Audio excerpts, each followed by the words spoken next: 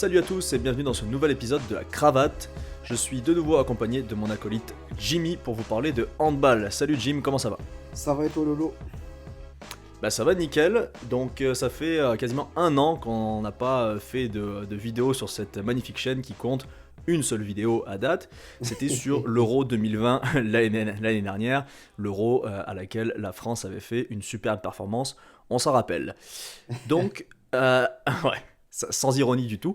Euh, Ça annonce la couleur. donc, exactement. Donc, dans cette nouvelle édition, on va vous proposer des contenus un petit peu plus variés et beaucoup plus courts. Donc on a décidé qu'à l'occasion du Mondial 2021, on vous ferait plusieurs petites vidéos de 10 à 15 minutes, on va essayer de s'y tenir. Et aujourd'hui on commence par la première vidéo qui va parler tout simplement du Mondial en lui-même et du contexte dans lequel il va se passer, puisque c'est quand même assez particulier, notamment avec, évidemment, on est obligé d'en parler, la pandémie Covid-19. Jimmy, qu'est-ce que tu penses de la manière dont c'est préparé ce mondial en contexte de pandémie mondiale? Ça va être compliqué. Ça va être compliqué. Il y a des décisions. Bon, alors en fait, faut le savoir, on est des experts, donc il y a déjà eu une première prise avant, et ça fait très bizarre d'avoir l'impression de se répéter. Mais c'est pas grave. Donc en fait, ben ouais, ça va être bizarre en fait parce que ce que je disais en fait, ce qu'on disait en fait dans l'enregistrement précédent, à la première tentative, c'est que le handball en fait, le handball mondial, on va dire, il est confronté, on va dire, à un problème d'exposition. Donc il n'est pas assez représenté sur tous les continents. Et c'est un des reproches qu'on lui avait fait, notamment quand ben, il y a eu ces histoires avec le comité olympique où il parlait d'enlever le handball en fait des JO. Parce que voilà, un des reproches c'était que finalement il n'y avait que l'Europe qui était touchée. Donc là, ben, du coup, on voit que voilà, ils essayent de s'exposer ailleurs, c'est cool, mais en pleine pandémie, ça risque d'être compliqué. On l'a vu avec la Oui, oui, Suisse, donc enfin parce avec la qu'on Suisse, on avec les précise, USA. on précise que c'est le premier mondial à 32 équipes. D'habitude, c'était 24 et là, c'est la première fois qu'on essaye une nouvelle formule à 32 équipes. Et donc voilà, dans ce contexte un peu particulier, on pouvait se poser la question de si c'était une bonne idée ou pas. Donc vas-y, tu peux continuer ce que tu disais. Non, non, bah après pas plus, hein, juste j'avais fait un petit parallèle en fait, j'avais parlé de, je m'étais un peu égaré, mais je vais m'égarer encore, on s'en fout. Et j'avais parlé des sports de On combat est en là pour ça. fait, de l'UFC notamment, qui est une des seules ligues de sport qui avait continué à fonctionner en fait même pendant le Covid, même au plus fort de la crise. Et en fait je disais que ben ils ont réussi parce que voilà c'est l'UFC. C'est pas toutes les ligues de combat qui ont continué à fonctionner et de tous les combats en général, hein. Karaté, judo, etc. Tous ces sports, tous ces arts martiaux, ça s'est arrêté.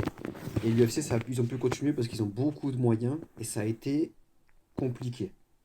Ça a été compliqué. Alors moi, voilà, un sport où il y a énormément de joueurs, de staff, etc.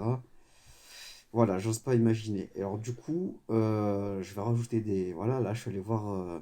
je sais pas si tu as suivi un peu l'euro féminin. Ouais, ouais, ouais, j'ai suivi. D'accord. Ben moi, je l'ai pas suivi du tout. Voilà. Yes, génial. Voilà. Et en fait, là, je suis allé regarder un peu, en fait, justement, et j'ai vu, en fait, que l'équipe de France a joué apparemment deux matchs en moins de 24 heures. Ouais, 2 matchs en moins de 24 heures exactement. Donc, je sais pas comment exactement fonctionne l'organigramme de la Fédération internationale de handball, mais je me dis, bon, il y a des racines communes dans tous les cas. Donc, sur l'organisation en ce moment, je sais pas s'il n'y a pas des gens qui sont un Ah, peu c'est clair. dépassés ou quoi. Et ensuite, j'ai vu également une interview de Sagosen.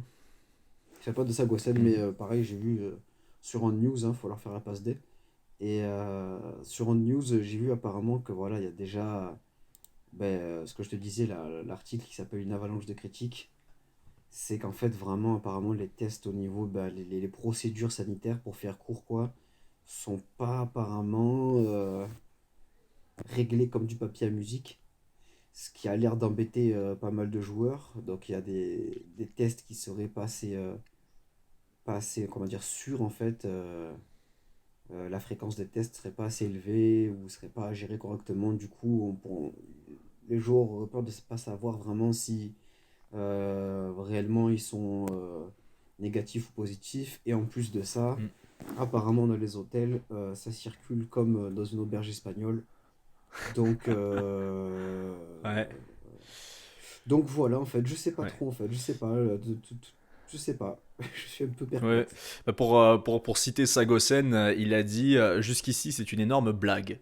Donc voilà, en parlant des gens qui se baladent sans masque, on rappelle aussi que l'Égypte voulait faire une compétition avec public et que c'est les joueurs de certaines équipes influentes qui ont quasiment, en fait, qui ont fait pression, qui ont quasiment mis leur droit de veto, notamment Michael Hansen qui avait remis en question sa participation mondiale s'il y avait un public dans les circonstances actuelles. Du coup, l'IHF a décidé hier ou avant-hier, je sais plus, donc vraiment en dernière seconde, Ah ouais, qu'il quand n'y aurait même. pas de public. Ouais, ouais, donc l'Égypte, ils sont chauds là. Niveau pandémie, ils en ont un peu rien à foutre, j'ai l'impression. Et là, donc du coup, les joueurs sont arrivés. Et notamment critiques qui viennent de Sagosen, mais aussi de. Donc là, j'ai sous les yeux l'article, hein, donc c'est la Suède, la Norvège, l'Allemagne et l'Autriche Mhm. qui se sont plaints du coup des tests sanitaires qui ne sont pas respectés, alors ce qu'on leur avait dit à la base. Et quand on connaît les joueurs de ces équipes-là et voilà l'importance qu'ils ont dans un championnat du monde, Et surtout dans leur club ça peut aussi. jouer. Ah oui, complètement. Quand Michael Hansen prend la parole ou Sander Sagosen, bon, voilà, en général, on écoute. Mais Mhm. donc Ouais, c'est ça. voilà, pour l'instant c'est un peu compliqué de ce point de vue sanitaire. Maintenant je vais te demander ton avis sur donc la formule des 32 équipes. Donc là vous allez pouvoir voir le tableau des qualifications, les phases de poule. On a d'abord 8 poules de 4 où les 3 premiers de chaque groupe vont pouvoir passer dans 4 groupes de 6 ensuite. Et les Mhm. 2 premiers de ces 4 groupes iront en quart de finale, après demi et finale comme on connaît. Pour toi, est-ce que l'élargissement de ces 32 équipes, c'est une bonne chose ou pas? Ben, je vais trancher dans le mou, comme je disais, je me répète. Je pense que c'est une décision qui devait prendre dans tous les cas, en fait, hein. Après, ben, est-ce que pendant ou après la pandémie, c'est une bonne chose? Je sais pas. Euh, Ça dépend de comment ils vont gérer la compétition, en fait, tout simplement.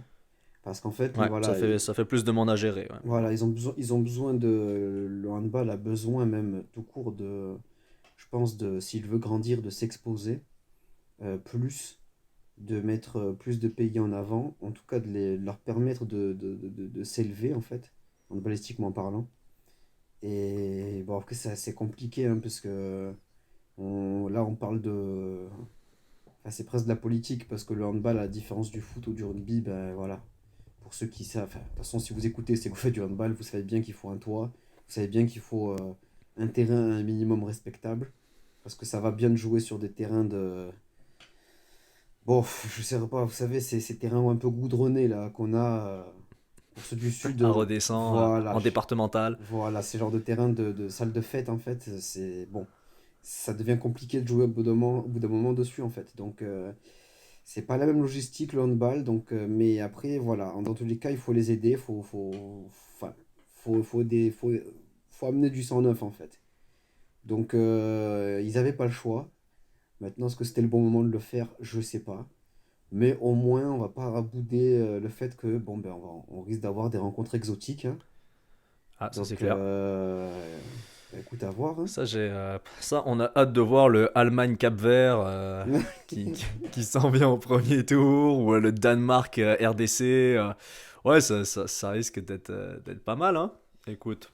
Non, bah ouais, bon, ma foi. On va dire que c'est un des points. Parce que sur la première tentative, faut le savoir, on a été. Beaucoup de venin a été craché. Une chance, ça n'a pas été enregistré. Donc on va Voilà, pouvoir se rattraper, être un petit peu plus positif. exactement. Donc, un des points positifs de ce mondial, bon, ben, c'est ça finalement, c'est que, ben, avoir des matchs un peu exotiques, on peut avoir certainement des talents ou des choses qu'on ne voit pas d'habitude.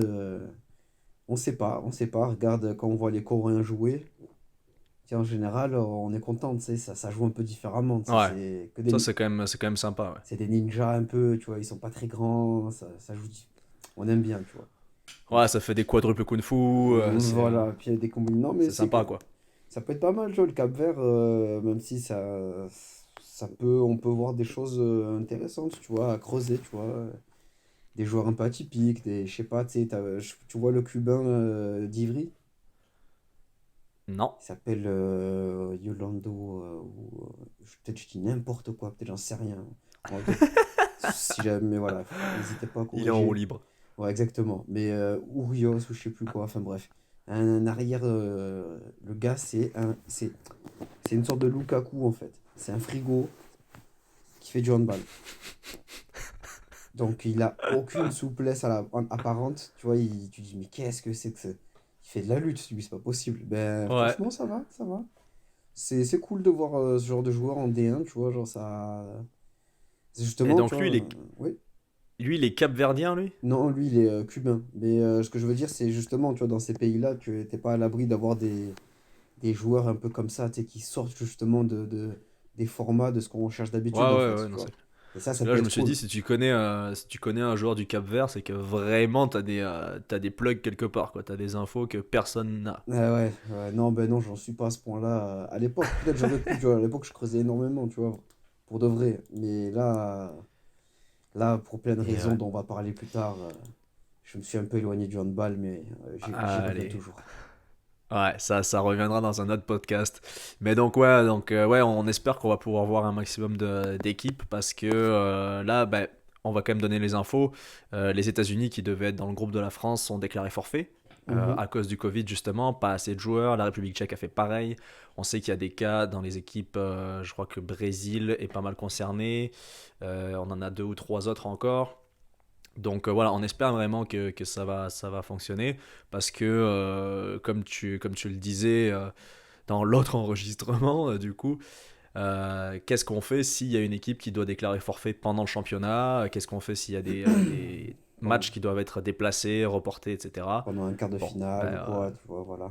ouais, voilà, exactement. Donc à voir tout ça. Mais est-ce que tu voulais ajouter quelque chose d'autre ou on a fait pas mal le tour? Non, non, moi je pense qu'on a à peu près fait le tour sur voilà, quoi, la compétence générale. Donc voilà, on a pas mal parlé de cette nouvelle formule pour ce championnat du monde. On a parlé des risques, etc.